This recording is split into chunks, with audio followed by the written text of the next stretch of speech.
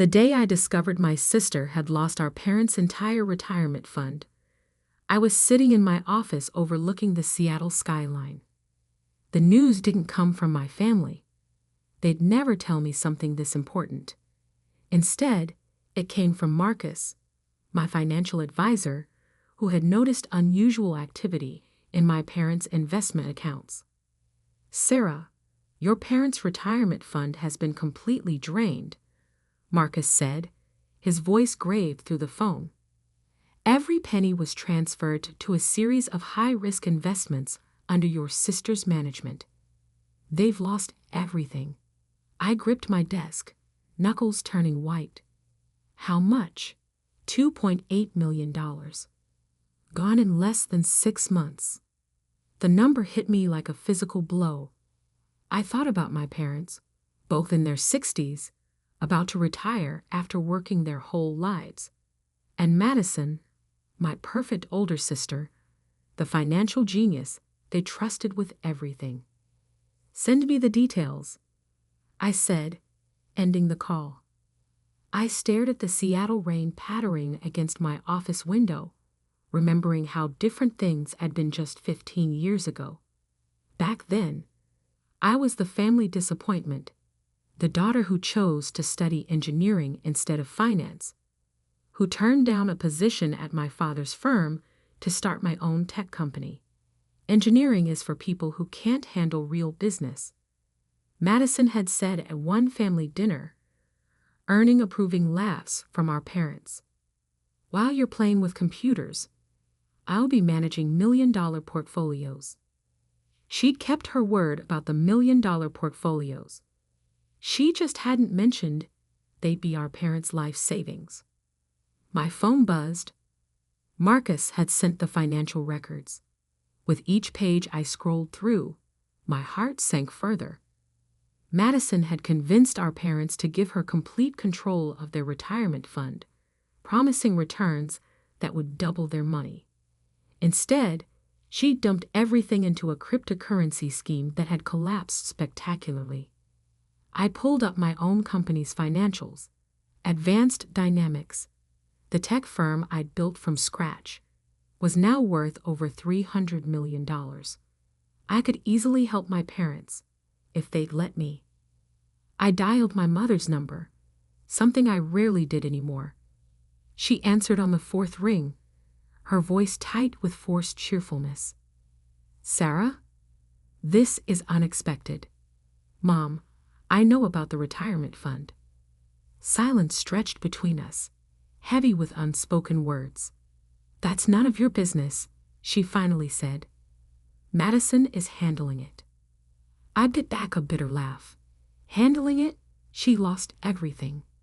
She made some unfortunate investments, but she's working on fixing it. Besides, how do you even know about this? Because unlike Madison, I actually pay attention to financial markets.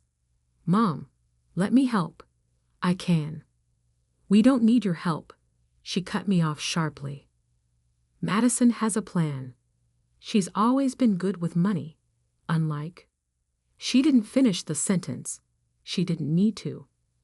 "Unlike you," hung in the air between us. "Mom? I have to go. Please don't mention this to anyone. Madison says she can recover the funds if we just give her time." The line went dead. I sat back in my chair, remembering all the times they'd chosen Madison over me. When I got accepted to MIT with a full scholarship, they skipped my acceptance ceremony to attend Madison's small banking award dinner. When I launched my company, they dismissed it as a cute little startup. Meanwhile, they'd bragged about Madison's every promotion, every bonus, every minor achievement. Now she had lost their entire future, and they still trusted her more than me. My office door opened and Lisa, my executive assistant, walked in with concern etched on her face. "Everything okay?" I heard raised voices.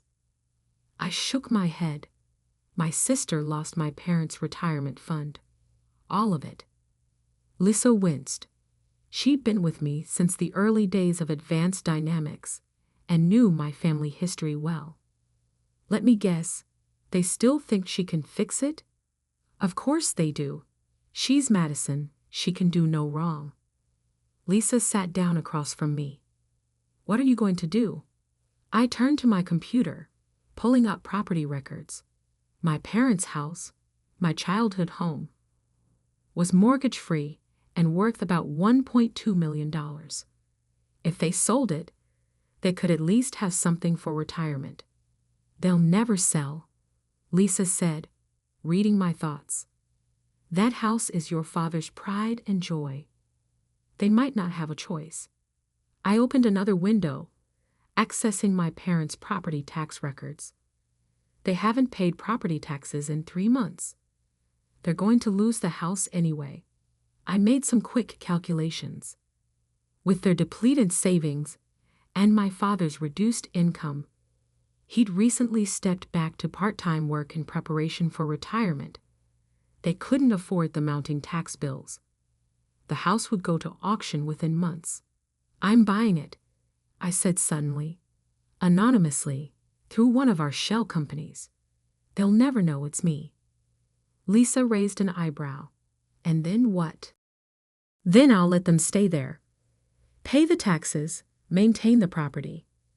They can live out their retirement in peace, while Madison takes the credit for saving them again. I smiled, but there was no humor in it. Probably, but at least they'll be okay. As I started making arrangements, my phone lit up with a text from Madison.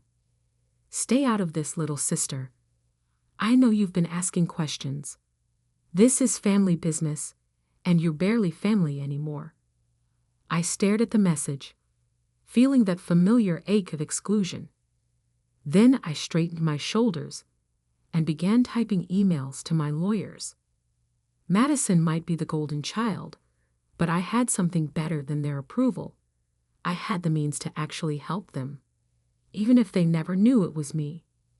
3 months passed in a blur of legal preparations and careful maneuvering. Through discreet channels, I tracked my parents' financial spiral. Madison kept making promises, each more grandiose than the last. I found new investors, she'd tell them. Just 2 more weeks.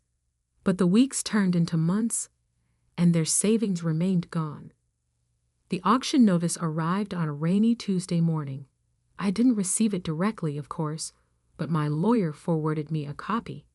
The Morrison family residence, all 4,200 square feet of my childhood home, would be sold to the highest bidder in exactly 1 month. I was in a board meeting when my mother finally called. Sarah? Her voice wavered, nothing like her usual confident tone. Are you busy? I stepped out of the conference room, signaling to my executives to continue without me. What's wrong? A pause, then a shaky breath. The house? We're losing the house.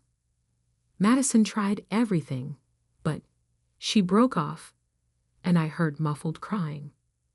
Mom, I can help. Let me. No. She cut me off, steel returning to her voice. That's not why I'm calling. Madison says she might have a solution, but we need a small loan. Just $50,000 to tide us over until her new investment pays off. I closed my eyes, fighting back frustration. Even now, they were turning to Madison's schemes, rather than accepting my help directly. Mom, her investments aren't real. She's lying to you. How dare you? My mother's voice turned sharp. Your sister is trying to save our home while you've done nothing but criticize. If you won't help with a loan, I don't know why I bothered calling. The line went dead. I stood in the hallway, my reflection in the window showing a woman I'd barely recognized. Gone was the unsure youngest daughter they dismissed.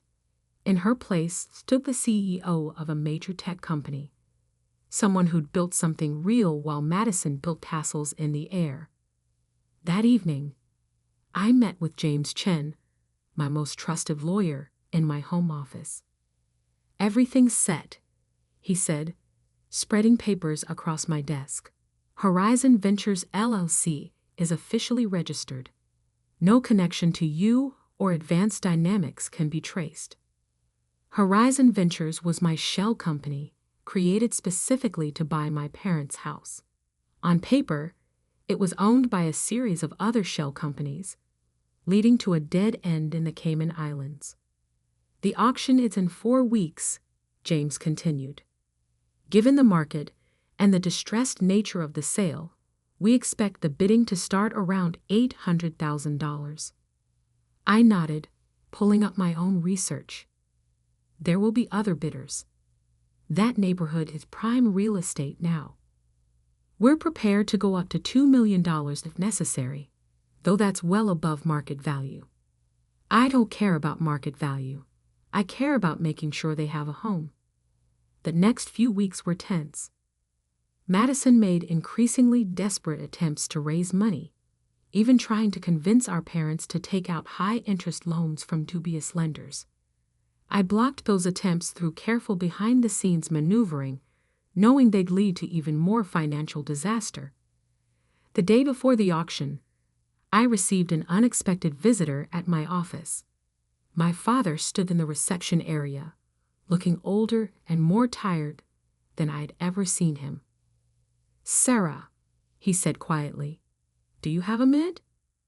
I led into my office, noticing how his eyes widened at the view, the expensive furniture, the clear signs of success he'd never acknowledged. "Nice place," he said, settling into a chair. "You've done well for yourself. What do you need, Dad?" He flinched at my direct tone. "Madison says you've been interfering with her attempts to help us, blocking loans, scaring away investors. Why would you do that to your own family?" I stared at him, incredulous. "Those weren't investors, Dad. They were predatory lenders who would have taken what little you have left. Madison knows what she's doing. She's always been good with money. She lost your entire retirement fund." My voice rose despite my efforts to stay calm. "Every penny you saved, gone on cryptocurrency scams and fake investment schemes. When will you see her for what she is?" My father stood up, his face flushing. "I don't know why we expected you to understand. You've always been jealous of your sister's financial acumen. Well, we don't need your help or your approval. Madison will figure something out. She always does." He stormed out, leaving me alone in my office. I pressed my forehead against the cool glass of the window, watching him get into his luxury car, probably the last remnant of their comfortable life, and soon to be repossessed too. The next morning, I dressed carefully in a plain black pantsuit, nothing like my usual designer office wear. I wore minimal makeup, pulled my hair back severely, and added glasses I didn't need. The woman in the mirror looked nothing like Sarah Morrison, CEO of Advanced Dynamics. The auction was held in a small room at the county courthouse. I sat in the back, a plain manila envelope containing Horizon Ventures documentation on my lap. My parents sat in the front row, Madison beside them, whispering what looked like reassurances. She was dressed expensively as always, keeping up appearances even as everything crumbled. "Next item," the auctioneer announced, "property at 1447 Maple Grove Road. Opening bid $800,000. A few hands went up. Real estate developers mostly, judging by their sharp suits and calculating expressions.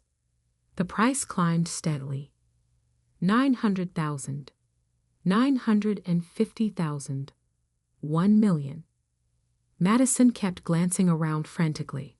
I wondered what last-minute rescue she had promised our parents. 1.2 million, called a developer in the front. My mother's shoulders began to shake. My father put his arm around her, his face ashen. 1.5 million, I said clearly, raising my hand.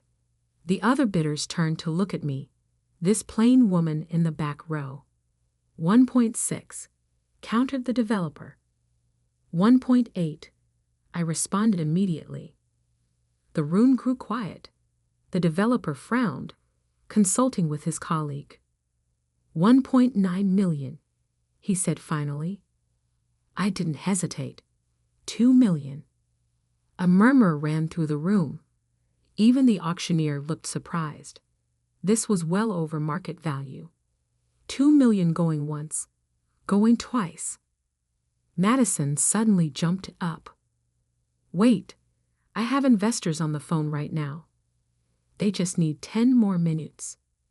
Sold. The auctioneer's gavel came down firmly. To Horizon Ventures LLC. I watched my family's faces as I walked to the front to complete the paperwork. None of them gave me a second glance. I was just another faceless buyer taking their home. Madison was still arguing with the auctioneer, waving her phone around uselessly. As I signed the final documents, I heard my mother's quiet sobs. Soon they would receive notice from Horizon Ventures, offering them a lifetime lease at a nominal rate. They would never know their mysterious benefactor was the daughter they dismissed for so long. Or so I thought. I should have known Madison wouldn't let it end there. My sister had always been relentless when her pride was at stake, and losing our parents' house had wounded that pride deeply. A week after the auction, as I sat in my office reviewing quarterly reports, Lisa rushed in without knocking. "Your sister is here," she said, breathless. "With your parents." And, before she could finish, Madison burst through the door, our parents trailing behind her. In her hand, she clutched a stack of papers. "I knew it," she snarled, throwing the papers onto my desk. "Horizon Ventures. Did you think I wouldn't figure it out?" I remained seated, keeping my expression neutral. "Hello, Madison. Mom, Dad. This is unexpected."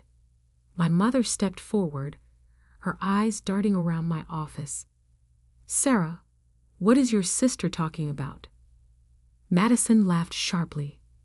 "Our little sister here is the mysterious buyer. She bought our family home just to humiliate us." I finally stood, straightening papers on my desk with deliberate calm. "And how exactly did you come to that conclusion?" "I traced the ownership," Madison said triumphantly. "Through all your shell companies. It took time, but I found the connection to Advanced Dynamics." I raised an eyebrow. "Did you? Show me." Her confidence wavered slightly. The ownership trail I'd created was bulletproof. She couldn't have traced it. She was bluffing, hoping I'd reveal something. "It doesn't matter how I know," she backpedaled. "What matters is you're trying to make us homeless." Actually, I picked up the stack of papers she'd thrown. "According to this lease agreement from Horizon Ventures, you're being offered a lifetime residence at $100 per month.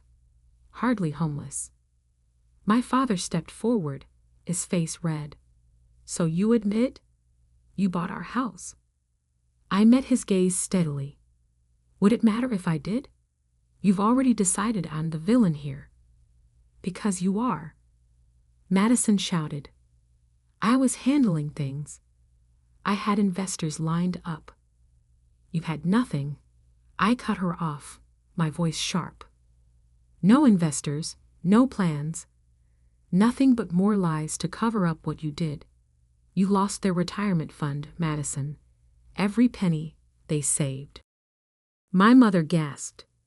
"Sarah, how dare you speak to your sister that way? She's been working tirelessly." "Has she?"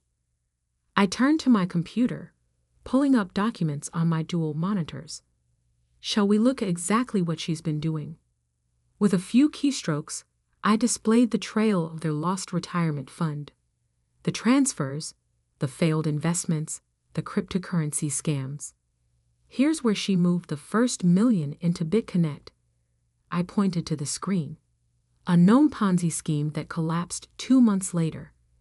And here's another $500,000 into a fake NFT project. The rest went to various high-yield investment programs, all scams. My parents stared at the screens, their faces draining of color. That's not. Madison stammered. Not what? Not true? I pulled up more documents. Here are your emails to the scammers. Your desperate messages when things started falling apart. Should I continue? The room fell silent except for my mother's shaky breathing. Why are you doing this? Madison whispered, her carefully constructed facade cracking. Because someone has to tell the truth, I said quietly. Someone has to clean up your mess. My father found his voice. If you bought the house, why not just tell us? I laughed, but there was no humor in it. Would you have accepted my help? You spent my entire life believing Madison was the financial genius while I was just playing with computers. Even after I built this company, even after everything I achieved, you still trusted her more. That's not true, my mother protested weakly. Really? I turned to her. When I called to offer help, what did you say? That Madison had a plan. Madison would fix everything. Madison, Madison, Madison. I stood up, walking to the window. The Seattle skyline stretched before us, a testament to what I'd built while they weren't watching. Do you know what Advanced Dynamics is worth now? Over $300 million. I could have replaced their retirement fund 10 times over. But you never asked. You never even wondered how I was doing. Madison stepped forward, her voice taking on a wheedling tone I knew too well. Well, we're asking now, Sarah. If you have that kind of money, surely you can. No. The word cut through the air like a knife. I'd bought the house because I couldn't bear to see our parents homeless. They'll have a place to live, with reasonable rent they can afford on Social Security. But I'm not giving you any money to gamble away, Madison. We're family, she pleaded. Family? I turned back to face them. Family trusts each other. Family believes in each other. When was the last time any of you believed in me? Silence answered my question. The lease agreement is fair, I continued. The house will be maintained, taxes paid, utilities covered. But there are conditions. I pulled out a document from my desk. Madison cannot live there. She cannot manage any aspect of our parents' finances. And if she attempts any more investment schemes, the lease will be terminated immediately. You can't do this, Madison protested. I can, and I am. I handed the document to my father. Those are the terms. Take them or leave them. My father read through the papers, his hands trembling slightly. My mother peered over his shoulder, her face a mask of conflicting emotions. I've also arranged for a financial advisor, I added, a legitimate one, who will help you budget your Social Security and pension income. You'll be able to live comfortably, if modestly. Madison made one last attempt. Mom, Dad, you can't seriously be considering this. She's trying to control you. My mother looked at her, really looked at her, perhaps for the first time. No, Madison, you did that. We let you do that. She turned to me, tears in her eyes. Sarah, we don't, I said softly. I don't want apologies. I just want you to be okay. My father signed the lease with a shaking hand. Madison stormed out, her heels clicking angrily on the hardwood floor. As my parents prepared to leave, my father paused at the door. Your company, $300 million? I nodded. And all this time, we never. No, I said. You never did. After they left, I sat in my office for a long time, watching the sun set over Seattle. Lisa brought me a coffee and sat quietly beside me. Are you okay? She finally asked. I thought about the years of dismissal, of being the family disappointment. I thought about Madison's schemes and my parents' blind faith in her. I thought about the moment they finally saw the truth. You know what's funny? I said, sipping my coffee. All I ever wanted was for them to believe in me. Now they do, but it doesn't matter anymore. I stopped needing their approval somewhere along the way. Lisa smiled. That's called growing up. Maybe. I turned back to my computer, pulling up project reports. Or maybe it's just learning to believe in yourself when no one else will. Months passed. My parents adjusted to their new life, living modestly but securely in their home. Madison moved to Los Angeles, chasing new schemes that no longer threatened our parents' future. And me. I continued building my company, expanding into new markets, achieving things that would have once desperately craved their recognition for. But I no longer needed their approval. I had something better. I had proven myself right. The family disappointment had become the family savior, even if they'd never see it quite that way. Sometimes, success is its own revenge.